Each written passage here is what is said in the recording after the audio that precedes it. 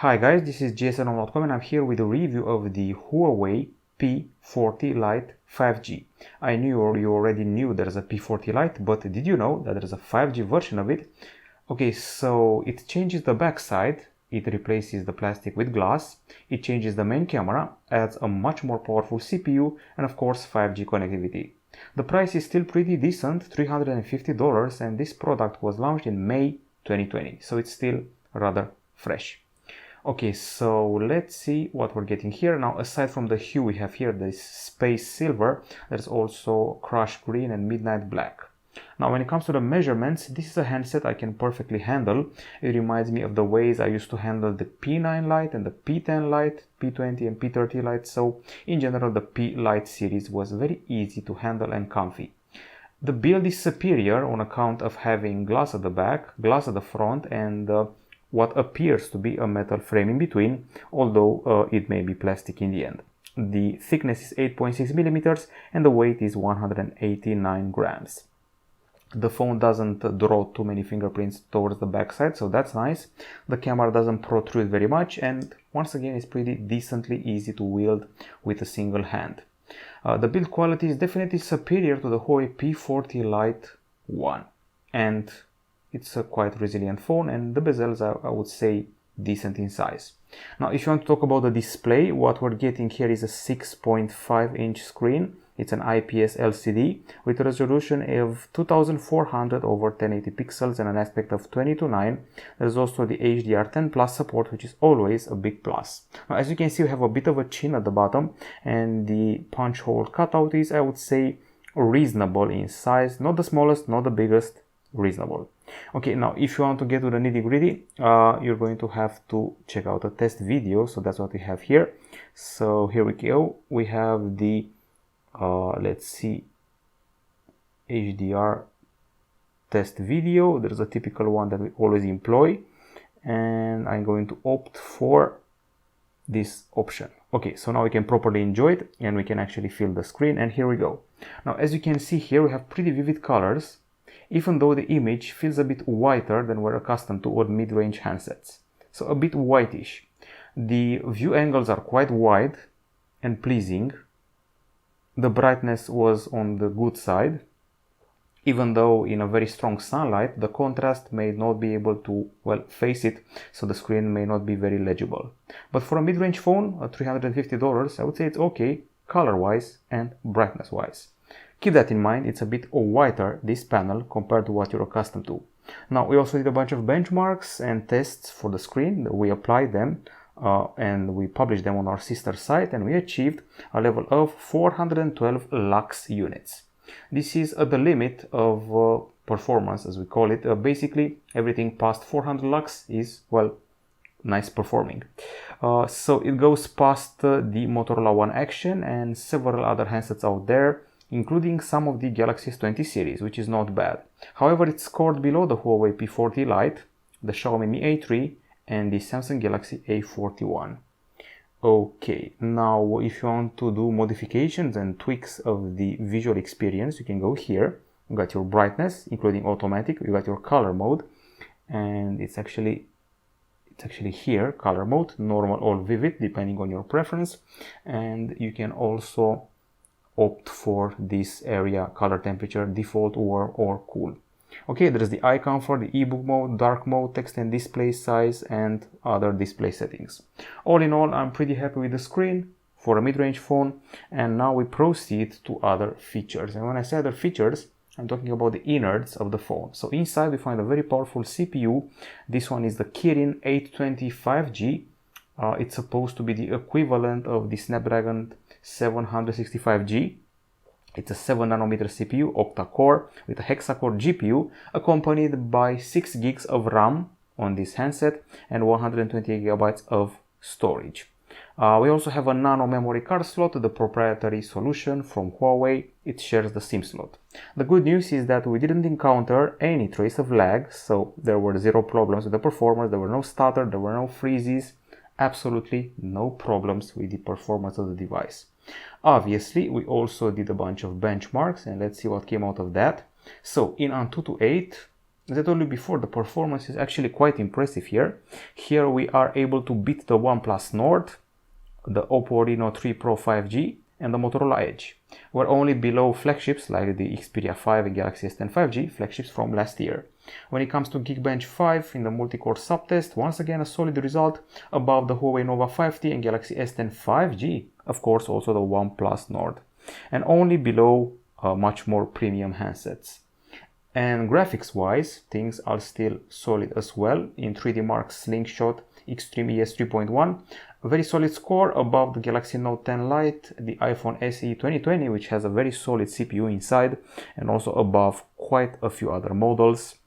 Pretty impressive again. We even beat the Huawei P30 Pro, if you can believe it, but we're still below the Galaxy S10e. Now, if you're wondering about the temperature, if it's sacrificed or not for the sake of performance, we have good news. It's actually not sacrificed for the sake of performance. We achieved 39.7 degrees Celsius in benchmarks. I know it's close to our threshold of 40. It's not there yet, so no overheating. And in games, a mere 34.4 degrees Celsius. So once again, no overheating and good news if you're aiming to do some gaming on this smartphone. On the battery front, things are pretty similar to where we left them. And when I say where we left them, I'm obviously talking about the Huawei P40 Lite. We have a 4000 mAh capacity battery, which has the best thing of all, 40 watt charging. For a mid-range phone, that's an excellent bonus. Even the Galaxy Note 20 Ultra doesn't have that. Okay, so we did our usual tests, which involved a plethora of subtests. Now this is the video playback test. Basically, this is how much you're going to be watching Netflix or other videos on it. 14 hours and 33 minutes. Not bad at all. Above the Motorola One Zoom, Galaxy A51 and Galaxy A41. Okay, so with this value, we also scored below the Oppo Reno 3 Pro 5G and the OnePlus Nord, as well as the Motorola Edge by 4 hours even. Now this was the video playback. Let's see how we did with the continuous usage, which is basically my way of saying, well, gaming and other intensive apps. 11 hours 27 minutes, not bad. Actually above Huawei P30 Pro and also Galaxy S10e and Galaxy A80.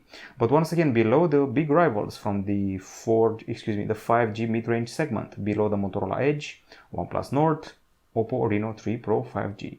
However, the charging is the strong point of the phone. After 15 minutes, you're already at 41%. A mere 5 minutes is 17%, and 30 minutes equals 68%. So the strongest part of the battery is actually the charging.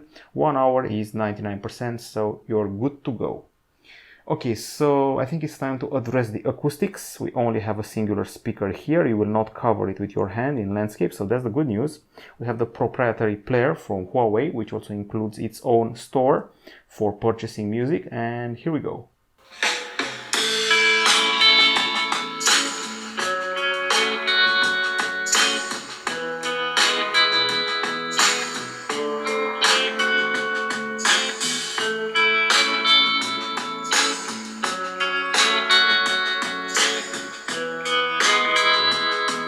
Okay, so you just saw me going through a huge set of options which you can apply here, the high stun and Kirin sound effects. Now the actual listening experience, my conclusions about it are the following. The volume is very high, actually higher than expected. The sound is very crisp. I love the way the voices are heard. There's no distortion. The bass is, I would say, okay, and it's actually not a bad experience. It's above my expectations. Here we have the audio jack, just in case you're wondering.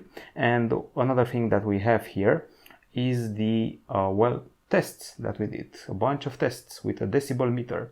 And here we go. First of all, 91 decibels were achieved in our typical acoustic sample test. It's a pretty high score, this one. It goes past Huawei P40 Lite, Galaxy A51 and OnePlus Nord. It's below the Xiaomi Mi A3. But check this out, in gaming, 102 decibels. This is high no matter what your landmark is. And we actually got around to beating hundreds of phones, including Motorola Edge, LG Velvet, OnePlus Nord, but we stayed below the Galaxy A51 and the Huawei P40 Lite somehow. Okay, so that's that. We've covered the acoustics. Let's talk about the camera. Okay, so first things first, we got the selfie camera, which is a 16 megapixel shooter right here, and it's cut in a punch hole in the screen, and on the back side, quad camera. So it has the LED flash, it has the promise of a 64 megapixel AI quad camera, and these two here are 2 megapixel shooters, both of them. One is macro and one is bokeh.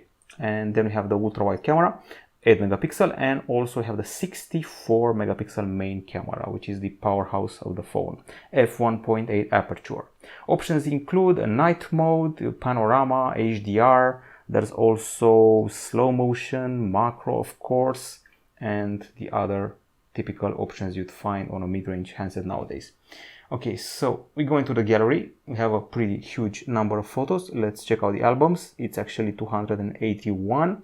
And let's start with those taken during the daytime, and then we go to the nighttime. Okay, so first things first. The pictures taken with the main camera are actually pretty crisp and detailed and provide pretty vivid colors, but those taken with the ultra-wide cameras have a layer of white on top of them. Everything that was taken with the main camera becomes whiter, and the angle is also not that wide. Now, this is the difference: main camera, ultra-wide camera.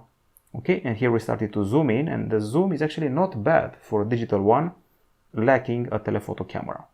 Okay, once again, you can see the difference. This is the vivid and intense green of the main camera. This is the washed out green of the ultra-wide camera, so that will be the difference throughout our gallery. One thing I was always happy here was the color calibration. This is an excellent hue of red, yellow and blue. This is exactly as I perceived them with my own two eyes. And the details were fine. You can also take full 64 megapixel shots if you choose the high res option. And one thing I had trouble with was taking the macros. I actually enjoyed taking close-ups with the main camera instead of using the super macro options, which was a bit bothersome because you have to find the proper angle to take your shots.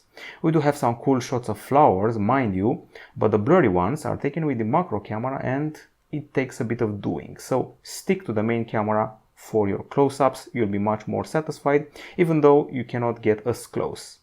Okay, so a set of selfies here. I wouldn't say they're the worst in the world, and I wouldn't say they're as poorly focused as the Galaxy A50, but also I wouldn't say that they provide the best focus in the world. So here we go, this is it. Now, what I loved about these selfies is not the texture of the skin or the beard, but the eyes. They really catch the human spirit in the eyes. Other handsets tend to make you look like a doll or an animated creature. This one actually captures the human eye in a pretty nice fashion. I'm not very happy with the focus. I'm going to say that again. The focus should have been more clear on my face. Now, we also took some bokeh shots, and it can really cut my head from the background. So that's nice. The separation of the planes is well done. And here's an attempt at taking macros, unsuccessful ones, but then using the main camera I actually produced some decent close-ups. Several more shots here. I'm going to say it again, the colors are spot on, except for the ultra-wide shooter. Overall, I would say the main camera can fight the Galaxy A51, A71, maybe the Motorola Edge and the OnePlus Nord, but only the main camera. The ultra-wide one and the macro one were a bit underwhelming, and the bokeh was pretty well done with both the selfie and the main camera. Okay, so that's daytime. Let's go to the nighttime, where we actually have a surprise. It's actually one of the best mid-range phones out there, believe it or not. It takes very convincing shots during the nighttime. Of course, these are taken with the main camera. The ultra-wide one creates some weird halos for the street lights. Everything is spot on here. I'm talking about the colors, the people's faces, the textures, and the details. So that's fine to see on a phone that's merely $350. Even here you can tell which color is which on these flags, and that's an achievement. The camera doesn't have problems with the strong facades of buildings which are lit up by neons. Zero problem with that. I know it doesn't capture that much light, but it can handle its own in a nighttime scenery, and that's fine. So it can easily take on its biggest 5G rivals, Motorola Edge, Oppo Reno 3 Pro 5G, maybe even the OnePlus Nord. And those are photos. Let's talk about the vids. Now we have videos, and we have a special app, MX Player Pro, and 11 videos to go through. Okay, so I'm going to show you the most relevant of them all. So I'm going to start with the shocking one. This is the stabilization test, believe it or not. We don't have optical image stabilization, but the electronic one is mind-blowing. Keep in mind, $350 phone. No OIS. Simply electronic image stabilization. And we're descending a pretty long set of stairs, without flicker, without stutter, without loss of focus, so color me impressed. Unlike the Huawei P40 Lite, this time we have 4K video capture, so that's nice to see. Okay, and I think we have to go back here and check out some other videos. Okay, let's see another test. So we also have a focus test, and as you can see, the colors are very intense here. So if you're filming in Full HD, you'll feel that they're actually too much. So focus on the foreground and on the background with zero problems. Now, once again, the colors are a bit too intense for my taste. Okay, and let's see some other videos. Okay, one with more color and maybe a 4K one. Now, what this camera catches pretty well are textures. The colors are pretty intense compared to the competition out there, more intense than the Galaxy A51 and A71. One would say there's a bit of oversaturation, but it depends on your preference. They're definitely more intense, that's what you should remember. Okay, so this is the daytime. I'm happy with the details and the clarity. Colors not so much, but the stabilization was way above my expectations. Okay, struggling with the app. And I think it's time we also showed you the low light video. We have one of them here. This is it. And this is what it looks like. As you can see, it's a bit shakier. It's a bit more yellow. The street lights are a bit overblown. So in the nighttime, not that impressive compared to the daytime pics. I think to remember here, the 4K capture is a pretty quality one. The selfie video is a bit underwhelming, but the stabilization was above expectation and the colors were a bit too intense. Now, if you want to talk about the connectivity, I'm going to start with the fact that we have an audio jack here, USB-C 2.0 port, and let's see what else. Okay, so dual nano SIM card slots, 4G connectivity and 5G connectivity, Bluetooth 5.1, Wi-Fi dual band, GPS and NFC. The calls were pretty loud and clear from what I tested, and speaking of tests, we also did a speed test or two, and let's see what came out of that. Okay, so first of all, let's go to the screenshots, and this is where we have them all. Now, on 4G, we got as high as 175 megapsecond in downloads, 66.5 megapsecond in uploads, which is fine, and on Wi-Fi, 238 download and 24.8 megapsecond in upload. Solid results, no complaint from me here. Okay, it's time to discuss the software. It's Android 10 with Emotion UI 10.1, and we are lacking Google Play Store and Google Services. What we do have is the Huawei App Gallery, which has started receiving more and more apps. It has tens of thousands of apps, if not more. They're pretty well organized. It recently got Bolt as a ride-sharing service. It has the Here We Go app, which was Nokia Maps at some point, and more apps are coming, including games. Okay, there's that. Of course, there's also the Today view, where you can see your news, you can see your favorite shortcuts and options. And as you can see, I'm navigating here by using gestures, and this is what you do if you want to perform the multitasking. And if you want to go back, you just pull from the side, and that's about it. Okay, for security, we have a fingerprint scanner embedded in the flat power button, which if I press like this, it unlocks the phone in a jiffy. Now, if I press with the wrong finger, it will not unlock it, but here we go. So that's fast and accurate, and other than that, we have this drop-down section where you have your quick settings, all of them useful. Huawei Share, there is the eye comfort, NFC wireless projection, screen recorder, do not disturb, and so much more.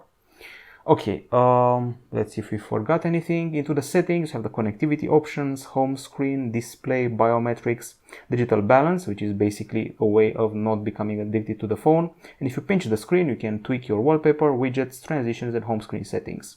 These are the widgets. So the interface has remained, I would say, quite similar to the iOS experience for years now. It's very easy to feel at home on this interface if you've been using iOS for a while. Now, aside from the Huawei App Gallery, if you really want to install the apps you're accustomed to, we have several other solutions. You can resort to the famous Aptoide, which is available here, or APK Pure, and Huawei also offers you its own alternative. So there's More Apps, which is an aggregator, which aggregates various sources and resources of applications. You have your YouTube here, Chrome browser, Facebook, WhatsApp, all the core apps and categories here to keep things organized. And aside from more apps, there's also Petal Search, which was launched recently and it's actually quite useful. It doubles up as a search engine. So aside from looking for apps, you get your news. At some point it included some plane flight information and touristic information. Anyway, if you go here to the search, it will start suggesting apps which are useful in your region. And there's quite a few of them. So there's options galore to replace the Play Store. Okay, so I think that's about it. Other useful apps, we have the Huawei App Gallery, you have the Health app, which can keep track with your pace, with your steps, with your calories, your heart rate, and all the other devices that you can sync to this device, to this handset. Okay, here we go. We have your themes, you have your video, files, there's a bunch of tools here which people may find useful. We have the optimizer, which is actually very useful. Cleanup, data usage, blocked numbers, drop zone and virus scan. There's also the notepad. There's a phone clone, which takes all of the apps from your older phone and data and settings and gallery and puts them on this phone, including those from the iPhone. So that's cool. And of course, the other apps that we installed and play with. Okay, so in a nutshell, this has been the presentation of the smartphone, and at the end I'm going to show you a game. It's a clone of Counter-Strike on mobile. It's called Standoff 2, and as I play, I'm going to mention the pros and cons of buying this handset. Okay, so on the pro side, it has 5G, good price, a cute looking backside. Also, the brightness of the screen is okay, it's quite solid actually. And we also have great performance, above expectations and on par with the Snapdragon 765. We have an excellent battery, especially when it comes to the charging, otherwise would be just good. The speaker at the bottom is quite loud, really quite loud. And we also have a surprise. The low light behavior of the camera was way above expectations. That's something to remember. Okay, so I think we're playing here, and I think we're actually shooting, and I think we're actually killing and winning. Okay, so those were the pros, and we continue with I would say quality stabilization, even if it's only electronic one. We have an audio jack, and we also have fast connectivity. So those are the pros. On the cons, the ultra-wide and macro camera failed to impress, and also the selfie videos were a bit underwhelming. The selfie themselves were just okay, I would say, and the screen feels a bit white when it comes to the hue, and well, that would be pretty much it. There's no stereo speakers and no IP60 certification, but I feel we're already nitpicking if you go into that. So basically, selfie, macro, ultra-wide, and lack of stereo speakers. Of course, lacking the Play Store and the Google services would be a problem, but we have quite a few alternatives available now. Okay, so this is pretty much it. The phone clearly competes with the like of the Motorola Edge, the OnePlus Nord, the Oppo Reno 3 Pro 5G, all of those 5G mid-range handsets. The difference is that this one is actually cheap, it's made of glass and looks pretty, and it has a pretty solid main camera, a loudspeaker, fast connectivity, and the performance of the CPU is actually better than those higher priced rivals. So basically it's a gaming phone, it's a movie phone, it's a music phone, and it's a handset to, well, take pictures in low light and daytime with the main camera. This has been it from gsno.com. Hope you enjoyed this review. So you also learned there's a 5G version of the Huawei P40 Lite. Bye bye.